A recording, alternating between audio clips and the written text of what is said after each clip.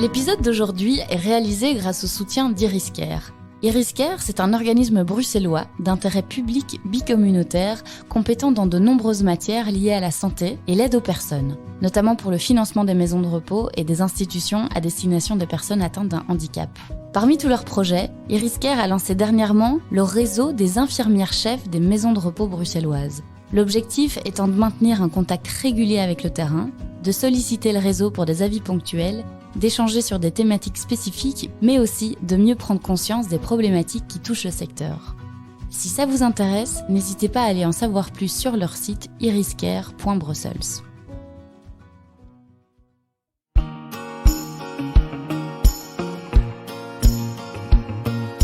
Bienvenue dans le podcast J'aime mon métier, le premier podcast belge qui met en lumière les métiers humains et inspirants des secteurs du social et de la santé.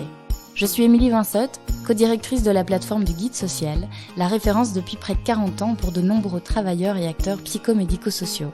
J'aime mon métier, c'est l'envie de mettre sous les projecteurs ces métiers essentiels et chargés de sens qui tissent notre secteur associatif au quotidien et qui jouent un rôle indispensable au développement de la société. Nous sommes donc partis à la rencontre de ces femmes et de ces hommes qui aiment leur métier.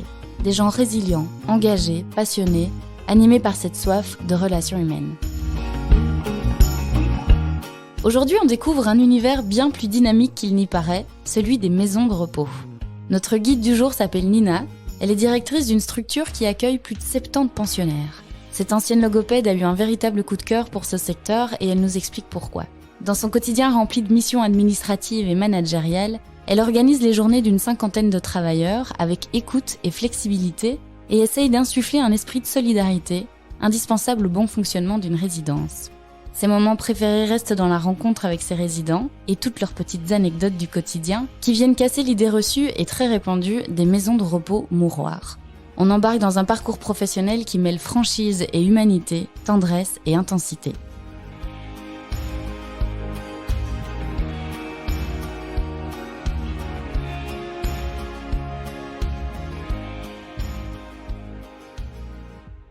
Bonjour Nina. Bonjour. Comment tu te sens ? Très bien, merci. Eh bien, je te propose de te présenter et puis de nous présenter le métier pour lequel tu es là aujourd'hui. Donc, je m'appelle Nina, j'ai 35 ans, je suis née dans le Brabant wallon et je travaille maintenant à Bruxelles, à Uccle, dans une maison de repos. Donc, je suis directrice d'une maison de repos. Mais je ne sais pas comment les gens voient la maison de repos, mais on s'amuse vraiment bien. Et puis, de quelle manière ? Mais ils ont tous leurs trucs. On sait que tel résident, c'est un grand mangeur, qui va d'office demander une deuxième assiette.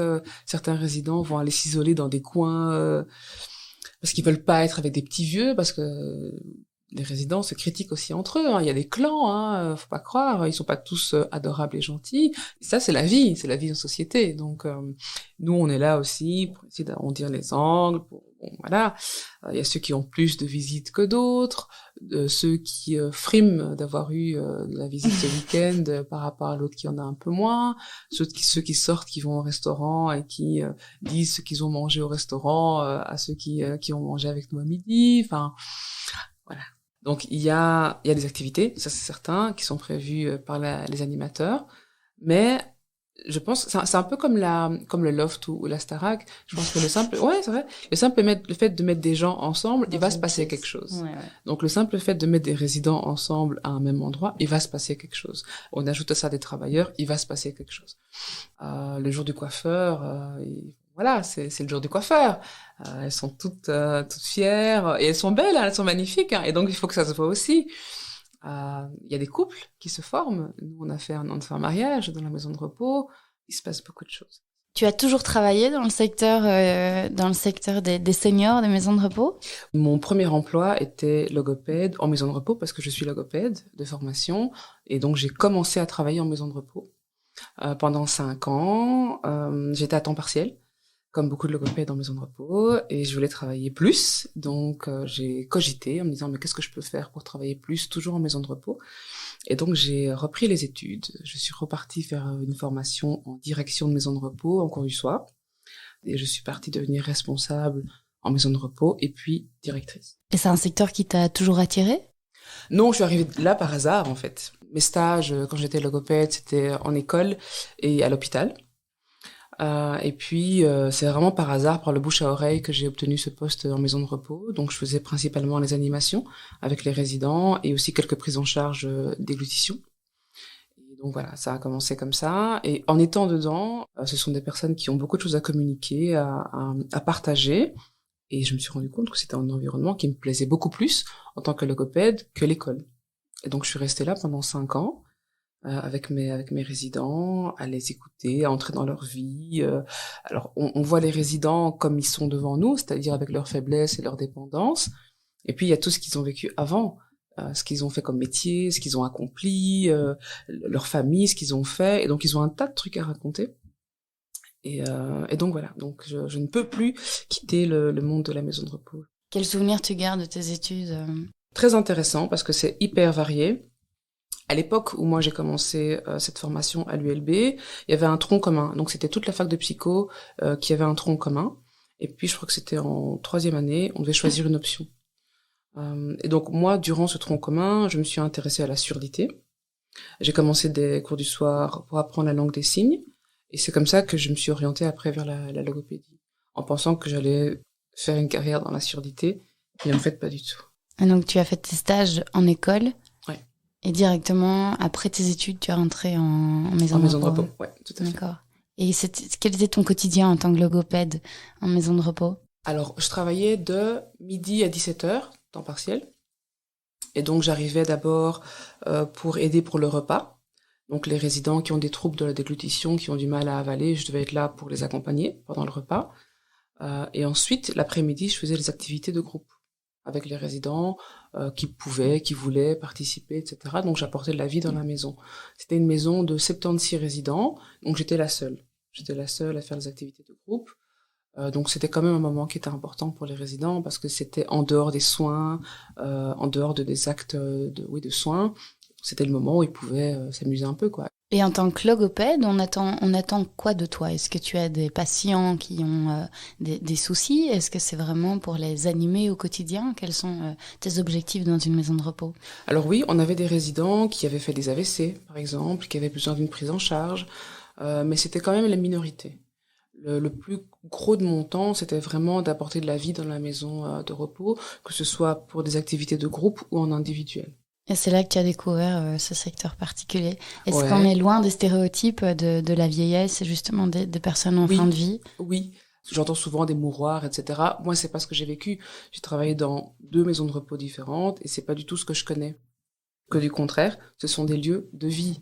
Ce sont des personnes, des résidents qui ont des choses à dire, qui ont des choses à communiquer, ils ont des exigences par rapport au repas, ils veulent manger leurs trucs, etc. Donc, c'est vraiment des lieux de vie, vraiment, vraiment des lieux de vie. Qu'est-ce que tu as appris dans ce secteur-là sur toi? Je pensais que j'étais quelqu'un de très réservé, de très timide. Et en fait, je me suis rendu compte que, en tout cas, avec les résidents, je peux facilement m'ouvrir. J'aime vraiment être avec eux parce que eux, ils s'ouvrent en général assez facilement. Et donc, il y a une réciprocité comme ça qui se fait assez facilement parce qu'ils sont hyper détendus, en fait. Mais je pense que en maison de repos, il faut vraiment aimer. Je pense que c'est pour tous les métiers du soin. Il faut vraiment, vraiment aimer ce qu'on fait parce que sinon, on va trouver des difficultés dans tout. Qu'est-ce qui te donne envie d'aller bosser le matin dans ce secteur-là, de retrouver tes résidents? À quoi tu penses quand tu penses à eux? Alors maintenant, c'est différent parce que maintenant, je suis directrice. Je suis moins avec les résidents et je suis plus avec les travailleurs. Mon temps est organisé autrement.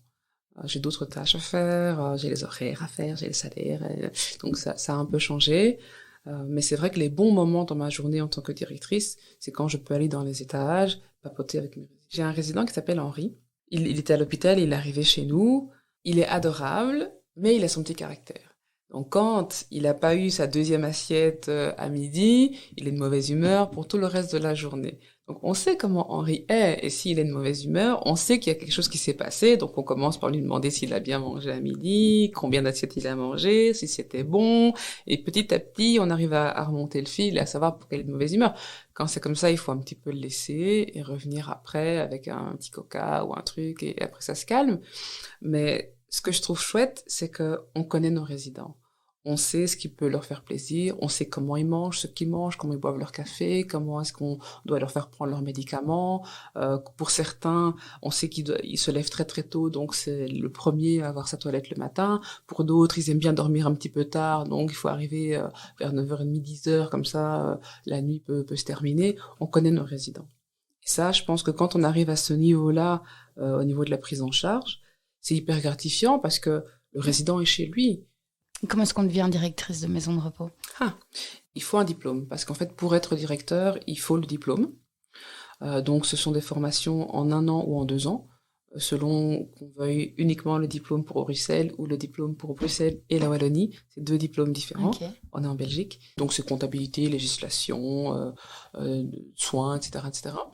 Mais, petite particularité, pour s'inscrire, il faut avoir un diplôme de supérieur. Donc, c'est pas tout le monde qui peut s'inscrire pour faire la formation. Et donc toi, c'est venu assez naturellement, tu avais envie de plus bosser. C'était pas spécialement un plan de carrière super défini. Du tout. Déjà, le fait d'arriver en maison de repos, c'était pas un plan de carrière. Le fait de travailler à temps partiel, c'était pas un plan de carrière. Le fait d'aller faire des études, je me suis dit, bon, je vais sûrement apprendre des choses intéressantes qui me permettront de travailler, de m'impliquer davantage. Et donc, voilà, ça s'est passé... naturellement. Et ça fait quoi de passer de l'autre côté de la force? Mais c'est très intéressant. Moi, je suis quelqu'un de très curieux, donc c'est très intéressant parce que, en étant devenue directrice, j'ai compris pourquoi est-ce que mes anciens patrons, par exemple, ne m'avaient pas mis à temps plein, ce genre de choses. Donc, on comprend mieux certaines choses. Mais c'est vrai qu'être directeur, c'est surtout de la gestion d'équipe. Voilà, être là avec les collaborateurs, organiser le travail, c'est beaucoup ça. Je suis où je dois être plus à l'écoute des collègues. Parce qu'ils ont tous un tas de choses intéressantes à pouvoir dire sur les résidents, qui vont aider la prise en charge. Parfois même, ils proposent des choses pour améliorer l'organisation de la maison aussi. Donc, on travaille vraiment tous ensemble, tant pour les résidents que pour l'organisation. Et je suis assez ouverte et flexible à ça. Surtout que c'est eux qui sont sur le terrain. Donc, ça n'aurait pas de sens pour moi de ne pas écouter leurs propositions. Donc, il faut beaucoup écouter. On peut pas tout appliquer parce que tout n'est pas applicable. Mais en tout cas, écouter. C'est la qualité principale d'une directrice de maison de repos, selon toi? Il y en a d'autres? Oui, avoir 2 grandes oreilles bien ouvertes. Savoir trancher aussi. Essayer d'être juste entre tous les collaborateurs pour ne pas qu'on ait un sentiment de favoritisme envers l'un ou envers l'autre. Et toujours mettre le résident au centre. Bien expliquer qu'on est là pour travailler pour le résident. Et que si parfois je dois dire non, c'est pas non à la personne par rapport à ce qu'elle me dit, c'est d'abord le résident. D'abord la prise en charge du résident, et puis on s'organise autour. Tu es entourée de quel type de profession? Oui, alors j'ai un adjoint, et puis j'ai une infie-chef, des infirmiers, des aides-soignants, des collègues en cuisine, des collègues au nettoyage. Tu travailles dans une maison de repos qui fait partie d'un grand groupe. Oui. Est-ce que tu as toujours travaillé dans ce genre de structure ou tu as travaillé dans de plus petites structures avant? Alors Est-ce que là tu vois une maintenant, différence? oui. Donc là maintenant, je travaille pour le groupe Harmonia, qui est effectivement un grand groupe. Et c'est donc la 2e maison de repos que je connais. La première, c'était donc là où j'étais logopède, et c'était tenu par un couple. Donc ils n'avaient que cette maison-là. C'était leur maison à eux. C'est différent. C'est différent parce que quand on est dans un groupe, bon, moi maintenant en tant que directrice, j'ai 80 collègues. Si jamais j'ai un souci, je sais qui je peux appeler au département légal, au département qualité. Donc on n'est pas tout seul, quoi. On est vraiment tout à fait entouré. Mais je pense que mes patrons n'avaient pas ça. Est-ce qu'il y a des éléments du quotidien que tu as vécu, toi, en tant que soignant, que tu as retrouvé ou justement qui t'ont manqué après, une fois que tu es passée directrice? Ouais, la relation aux résidents. Parce que en tant que logopède, je passais des heures avec eux. Parfois, la prise en charge, c'est aussi simplement être avec les résidents, parler avec les résidents, les écouter. Et donc, en tant que logopède, je faisais aussi ça. Quand un résident n'était pas bien et avait besoin de s'exprimer ou de râler parce que son enfant n'est pas venu le week-end, il avait dit qu'il venait, etc., je pouvais prendre du temps pour qu'il me parle de ses enfants, etc., de ses petits-enfants. Et ça me manque beaucoup parce que j'avais une relation vraiment privilégiée avec les résidents. Une des difficultés que moi j'ai trouvées dans la maison où je suis, c'était les horaires. Il y a pas mal de soignantes qui sont mamans célibataires. Et donc, pour l'équilibre entre la vie à la maison et la vie au travail, elles avaient du mal parce que l'horaire de travail du soir termine à 20h30. Quand on habite un petit peu loin, on est vite à la maison à 21h passées, quoi. Et donc, pour certaines, c'était difficile parce que l'enfant termine l'école à 16h et où est-ce qu'il est entre 16h et 21h? Et donc, certaines me mettaient des certificats systématiquement quand elles avaient un horaire du soir.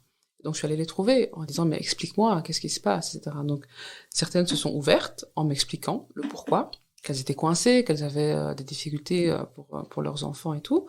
Donc j'ai dit ok, on va trouver une solution, on va essayer d'aménager les horaires ou de faire en sorte que tu aies un peu plus de matin et puis pour le reste tu changes avec tes collègues, tu essaies de t'arranger, etc.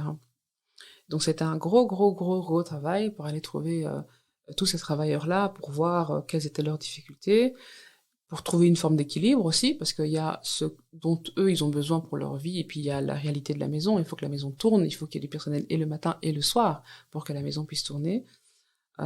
Et maintenant, je pense qu'on est arrivé à un niveau d'équilibre. On arrive à communiquer en toute transparence et on trouve une solution tous ensemble. Je pense que ça fait partie de la communication ensemble, du fait de travailler ensemble, le fait d'être flexible pour arriver à l'objectif. Et est-ce que, en tant que manager, maintenant, tu vivais sur le terrain peut-être certaines frustrations de ton métier? Est-ce que maintenant tu as une autre vision des choses de l'autre côté, entre guillemets? Moi, j'avais beaucoup de chance parce que madame, parce qu'on l'appelait madame, la directrice, elle était géniale. Elle était géniale. Que du contraire, ça a été un exemple pour moi, ouais. oui. Je me suis vraiment dit, j'espère qu'un jour je serai directrice comme elle est directrice avec nous. Parce qu'elle était vraiment à l'écoute, très compréhensive, très disponible. Et rien n'était grave avec elle parce qu'il y avait toujours une solution. Quand j'ai finalement démissionné de ce poste de logopède, je lui ai dit, j'espère qu'un jour je serai directrice comme vous.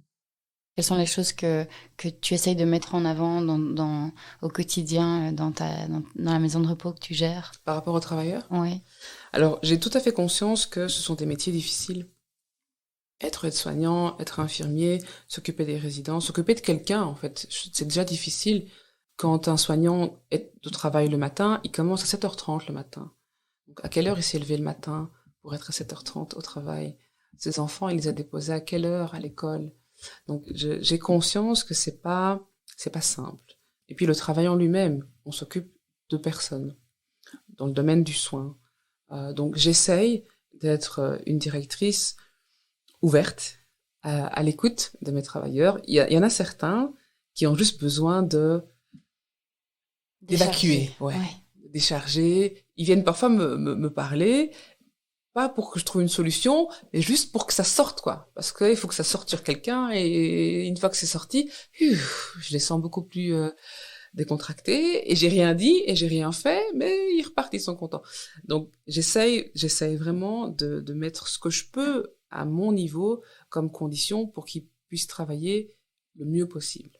Et puis, on travaille tous ensemble.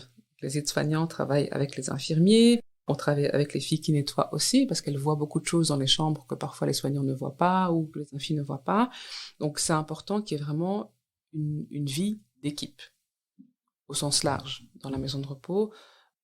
Et j'essaye, en tant que directrice, d'ajouter aussi un côté informel, dans le sens où on est là pour travailler, il y a des règles, il y a du boulot, etc. Mais il y a aussi des moments off, quoi. Même au boulot, il y a des moments off, il y a des pauses, il y a des moments où on peut juste parler d'autres choses pour s'aérer un petit peu l'esprit, quoi. Après, chacun fait à sa sauce. C'est ça aussi qui est bien quand on est directeur, c'est que chacun fait à sa sauce. Moi, je suis très axée sur le bien-être de mes travailleurs. C'est hyper important pour moi parce que je veux qu'ils viennent travailler avec les pieds légers et le cœur léger. Donc voilà, ça, c'est mon cheval de bataille, qu'il soit bien. Mais c'est pas facile. Parce que je donne beaucoup de moi-même, alors ça vaut la peine, hein. Cette sauce dont tu parles, c'est de l'écoute, des activités un peu informelles. Ils ont chacun leur tempérament, leur caractère. Certains passent des moments difficiles dans leur famille, alors ils viennent parfois me le dire. Donc je sais qu'ils sont dans un moment difficile de leur vie, que ce soit un moment de deuil, par exemple, ou des moments de séparation avec le conjoint, où je sais que voilà, pendant les semaines, les mois qui vont arriver, un tel n'est pas bien. moi je le sais, je le garde pour moi, et quand je vois mon collaborateur, je sais qu'il va pas bien. Mais maintenant, à moi à enrober les choses et à faire en sorte que quand le collègue est là au travail, au moins, pendant ces 8 heures-là, il peut penser à autre chose et déposer ses problèmes à la porte. Et je dois participer à ça aussi.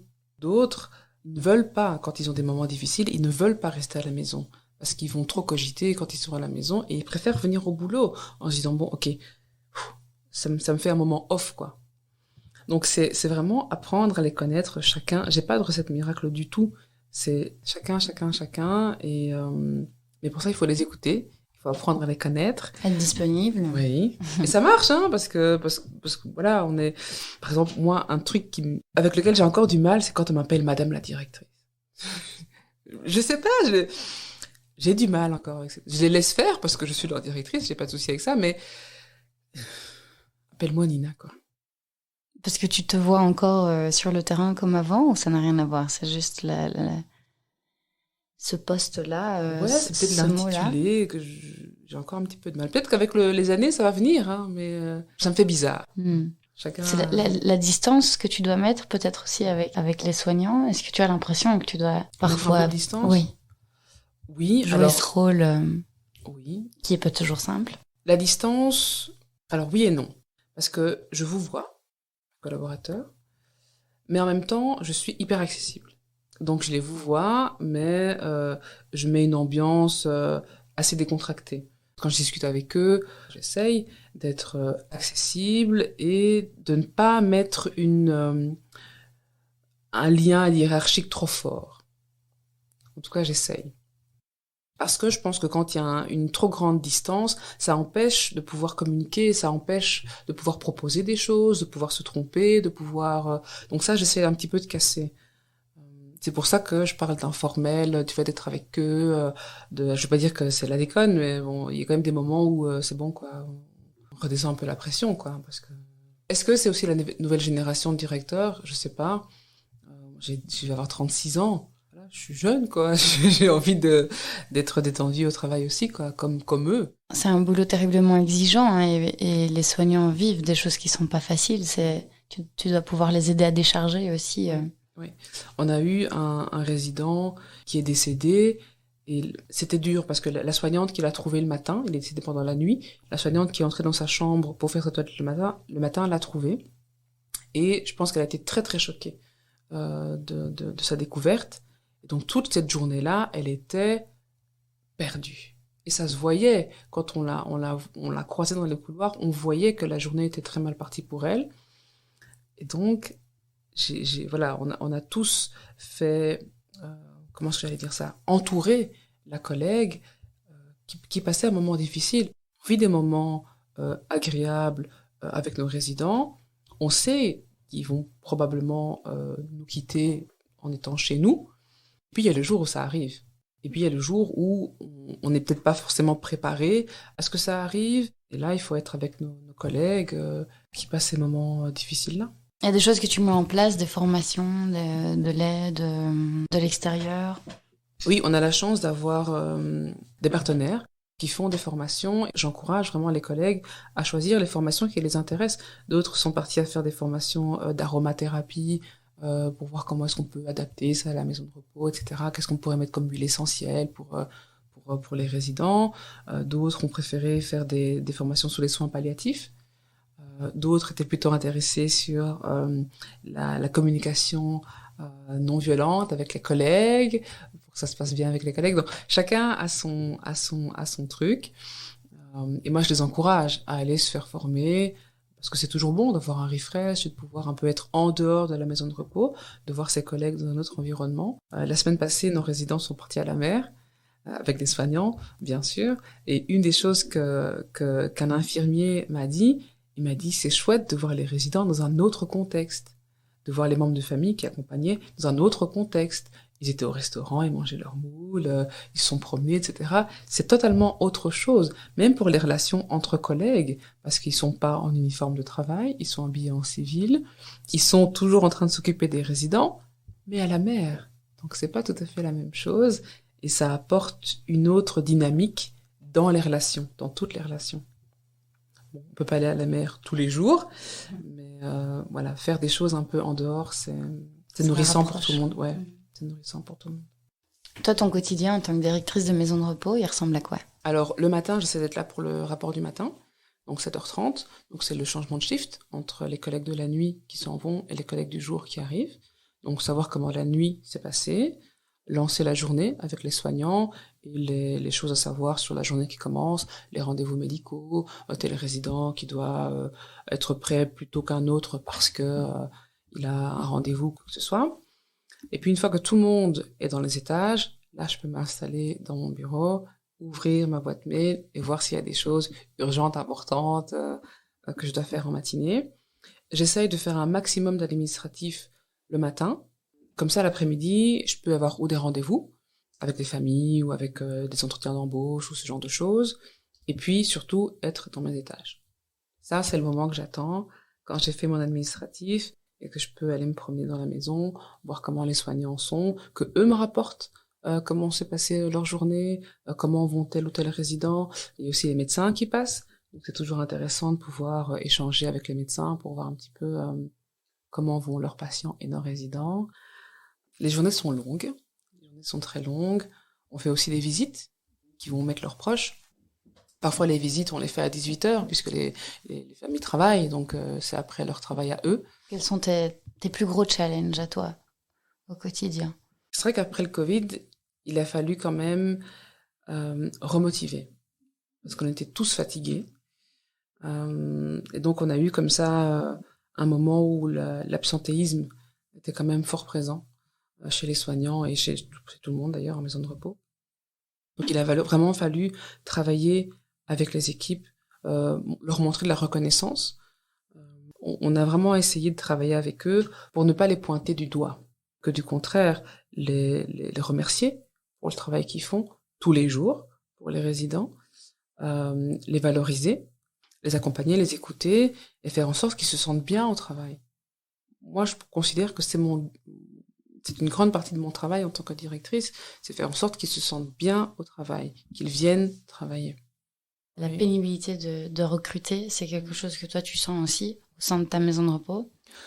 Oui, c'est vrai que je pense que tous les directeurs diraient qu'on cherche tous des infirmiers. On n'en trouve pas. Pour une raison, enfin, je sais pas, peut-être qu'il faudrait demander aux infirmiers. Mais moi, ce que je vois en tout cas, c'est que beaucoup ne cherchent plus forcément la stabilité. Le CDI temps plein, c'est plus le truc que tout le monde cherche quand on est infirmier. Certains préfèrent plus le fait de pouvoir justement être en CDD, de pouvoir choisir son horaire, là où on va travailler, etc. Plus de flexibilité. Ce qui fait que pour nous, c'est compliqué. Quand on ne peut pas recruter et être sûr qu'on a du personnel dans la maison, c'est compliqué. Donc, j'ai un grand réseau d'aides-soignants et d'infirmiers dans mon téléphone qui permet de, voilà, quand il y a besoin, on cherche. Chacun essaie de trouver des astuces. On a d'autres soignants qui ont quitté la maison de repos pour aller à l'hôpital. J'ai pas eu de réorientation professionnelle dans ceux qui sont partis. Mais oui, c'est difficile, ça c'est certain. Ce sont des métiers qui sont très difficiles. Il faut comprendre que c'est quand même un week-end sur deux au travail, une fête sur deux les jours fériés, c'est 24 heures sur 24. Et où est-ce que tu t'enrichis dans tout ça personnellement? C'est vraiment les relations humaines. Les résidents, les collègues, les familles aussi, parce que chaque membre de famille vit le placement de son proche à sa manière. Pour certains, c'est un déchirement de placer leurs parents en maison de repos.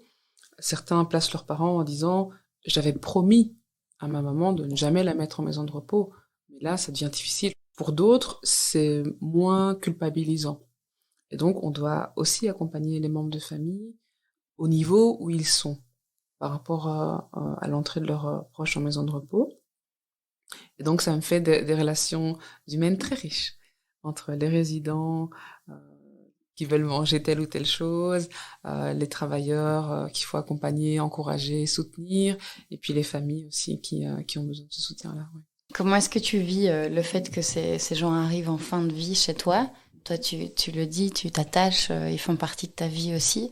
Comment est-ce que tu vois maintenant la fin de vie, sachant que Tu connais l'issue, ils vont partir, il y en a d'autres qui vont arriver. Comment est-ce que tu gères ça?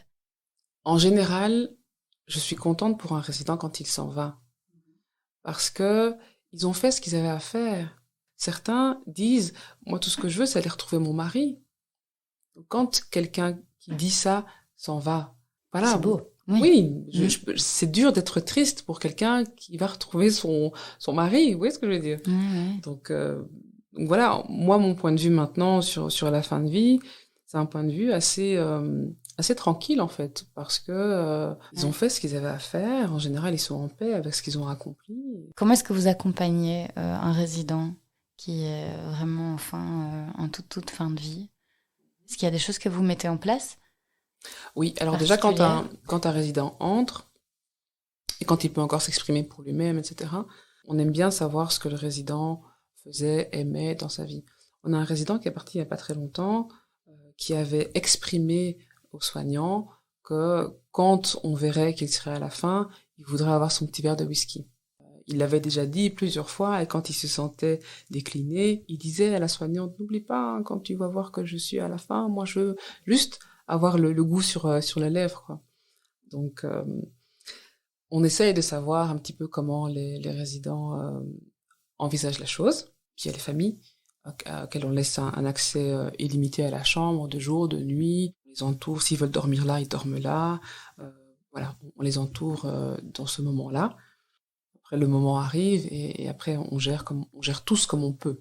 On essaie d'avoir un maximum d'infos avant, même quitte à les prendre à l'entrée, hein, quand le résident arrive. Il y a des documents qu'on leur fait signer par rapport aux soins, jusqu'où on peut aller dans les soins pour leurs proches. Comme ça, on en parle le plus tôt possible, de façon décontextualisée. Et puis quand le moment arrive, on essaie de respecter ce que les familles ont décidé. Qu'est-ce que tu pourrais dire aux soignants qui auraient envie de venir travailler en maison de repos? Ce qui est fantastique en maison de repos, c'est la vie. Parce qu'on est à côté de nos résidents, toute la journée avec eux. Et donc, il y a ce que je pense qui manque à l'hôpital, c'est-à-dire qu'on est avec eux tous les jours. On les voit évoluer, on communique beaucoup avec eux, on vit avec eux. En fait. Eux, ils sont chez eux et nous, on est là à côté d'eux. Donc, il y a vraiment ce côté où il y a un accompagnement très humain, en fait, très... C'est familier, quoi, finalement. Oui, vraiment, vraiment, parce qu'on est avec nos résidents, on parle avec eux, on échange avec eux, on connaît leurs habitudes, et je pense qu'à l'hôpital, il y a moins ça, parce qu'ils sont là aussi pour des moments plus courts. Qu'en maison de repos, nos résidents sont là pour des mois, des années, et donc on les connaît. Je reviens sur le fait de travailler dans un grand groupe, où tu disais que vous aviez quand même une liberté d'action. Tu as entendu parler, j'imagine, du livre qui est sorti, Les Fossoyeurs. Tout le monde en a entendu parler. Tout le monde en a entendu parler. Le livre mettait en avant la maltraitance dans les maisons de repos, la négligence, le manque d'effectifs, le manque de temps et la pénibilité du travail. Comment est-ce que ça a été vécu chez vous? Dans les équipes? Dans les équipes, ouais. On n'en a pas beaucoup parlé. J'ai eu quelques questions de membres de famille qui voulaient savoir si ça concernait notre groupe ou si c'est un autre groupe, mais très peu en réalité. Est-ce que c'est beaucoup resté en France? Je ne sais pas. Je pense que les familles le savent. Je pense qu'ils le voient. Et puis les travailleurs n'en parlent pas, ils vivent là tous les jours, donc ils savent très bien que c'est pas comme ça qu'on travaille. Qu'est-ce que tu aurais envie de dire aux personnes qui se posent des questions pour devenir directeur ou directrice de maison de repos? Comment les accompagner? Est-ce que tu aurais des conseils à leur donner? Lancez-vous. Je pense que c'est comme tout poste.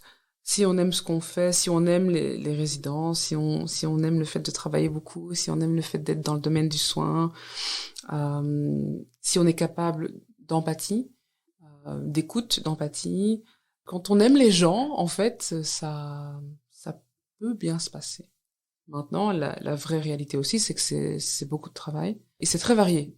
On s'occupe aussi un petit peu de gérer les horaires, de gérer les fiches de paye aussi, parce que le lendemain, la fiche de paye, tout le monde vient un peu poser des questions, etc. Donc, c'est très, très varié. Toi, t'as trouvé ton équilibre?